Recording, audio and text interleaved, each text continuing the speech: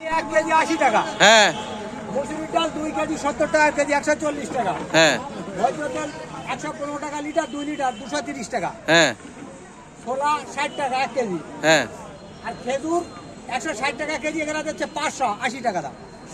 এই হচ্ছে কাহিনী। হ্যাঁ, কিন্তু এবার total দেন টোটাল প্যাকেজ হচ্ছে 490 590 টাকা। 590 টাকার প্যাকেজ।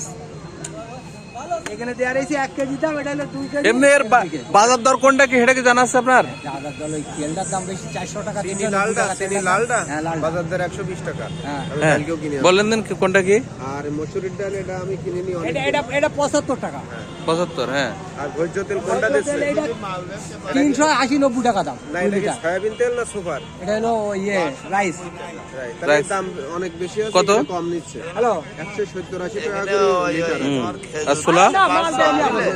ছোলা বাজারে এনেছে 80 টাকা, আমি নিজে কিনছি। না। আর এখানে 60 টাকা কম আছে। পাবলিকেও খেজুর কোনটা দিচ্ছে এটা বলতে পারবো না, কিন্তু খেজুরের দাম আছে 500-600। মানুষ রোজা বলে অনেক হাসরে হচ্ছে এটা বিষয়। ঠিক আছে।